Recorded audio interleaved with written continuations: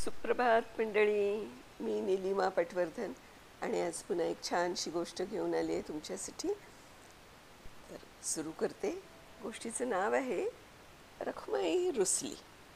रखुमाई रुसली. उद्या तुम्ही कुठे जाणार नाही. नेहमी तुम्ही दुसऱ्यांची सेवा घेता. उद्याचा दिवस माझा, कळलं ना? रुक्मिणीनं ठणकावून विठ्ठलाला सांगितलं. हो ग, मी का तुझ्या शब्दाबाहेर आहे? तू म्हणशील तसं. विठुरायाने मान डोलावली. रामप्रहरी विठुरायाच्या कानी आवाज आला. दळिता कांडिता तुझं गायीन अनंता. त्यांनी डोळे उघडले. शेजारी रखुमाई झोपली होती. तो तसाच उठला आणि निघाला त्याच्या जनीकडे. तिचं दळण दळून येईपर्यंत इथे रखुमाईने गरम पाणी काढून ठेवलं होतं. आला दळण दळून? बसा, अंग चोळून देते. स्नान झाल्यावर खायला देते, तोवर तरी थांबा. विठुरायाने परत होकार भरला. मागणे हेची माझे देवा, दुजेपणा दूरी ठेवा. मी तू ऐसी नकोरी, जनार्दन कृपा करी. रखुमाई आत गेली आहे तोवर याने लगेच श्रीखंड्याचं रूप घेऊन नाथांच्या घरची वाट धरली. तिथं पाणी भरून येई तो. नको देवराया अंत आता पाहू, प्राण हा सर्वथा जावो पाहे. ही आर्त हाक ऐकून त्याचे पाय वळले कानोपात्रेकडे. तिला दिलासा देऊन घाबरत विठुराया घरी आले. समोर रखुमाई थालीपीठ आणि त्यावर लोण्याचा गोळा घेऊन उभीच होती. आता हे तरी शांतपणे खाणार की अजून कुठे जायची घाई आहे? मी कुठे जाणार तुला सोडून? बाकी थालीपीठ उत्तम झालंय. हो ना?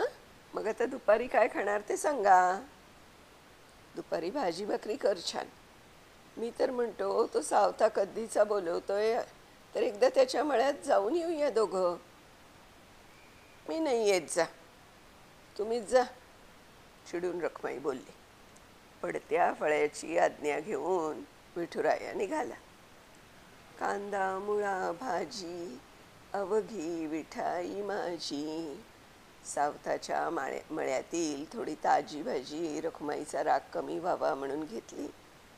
तोच एका बाळाच्या रडण्याचा आवाज आला. केशवाचे ध्यान धरुनी अंतरी मृत्तिके माझारी नाचतसे, असं म्हणत बाळाला तुडवणारा गोरा कुंभार दिसला. त्या बाळाला वाचवून त्याच्या आईच्या हवाली करण्याच्या गोंधळात भाजी कुठेतरी राहूनच गेली. तसंच मातीने भरलेले कपडे घेऊन विठुराया पंढरपुरी परतला. पण आज रखुमाईनं भांडायचं नाही असं ठरवलं होतं ना. कपडे बदलून घ्या, तोपर्यंत भाकऱ्या करायला घेते, असं म्हणाली. तिनं गरम भाकऱ्या करायला घेतल्या, पण त्या काही त्याच्या घशाखाली उतरेनात. तुपाची वाटी आणि नैवेद्य घेऊन उभा असलेला नामदेव सतत त्याच्या डोळ्यासमोर येऊ लागला. आपण नैवेद्य ग्रहण करेपर्यंत तो काही खाणार नाही, हा विचार पिच्छा सोडेना. रखुमाई भाकरी वाढ असं सांगून विठुराया आला नामदेवांनी. तो म्हणतच होता, तरी वेणुनादी जेवण करा गोड. त्याच्या नैवेद्याचा घास घेऊन निघाला तर देहूला उन्हात वृक्षवल्ली आम्हा सोयरी वनचरी असं गात असलेला तुकाराम दिसला. त्याच्या डोक्यावर सावली धरली आणि शेवटी घरी परतला. थकला असाल ना, जरा दम घ्या, असं रखुमाईनं सांगितलं. तिच्याकडे कृतज्ञतापूर्वक पाहून तो जरा कलंडला. संध्याकाळी उठला. चल, आपण दोघं सारपाट खेळू, त्यांनी रखुमाईला सांगितलं. बघा, आपण सारीपाट खेळायला बसू आणि परत तुम्हाला काहीतरी आठवेल, मग मात्र मी चिडून इथून निघून जाईन. नाही, असं नाही होणार, त्याने हसून तिची खात्री पटवली. त्याच्या मोहक हास्याच्या जाळ्यामध्ये रखुमाई अडकली. खेळ रंगात आला आणि विश्वासे आर्त माझ्या मनी प्रकटले अशी साद आली. त्या चार भावंडांकडे कसं दुर्लक्ष करणार. डाव अर्धवट सोडून विठुराया पुन्हा निघाला. त्यांच्या पाठीवरून मायेचा हात फिरवायला.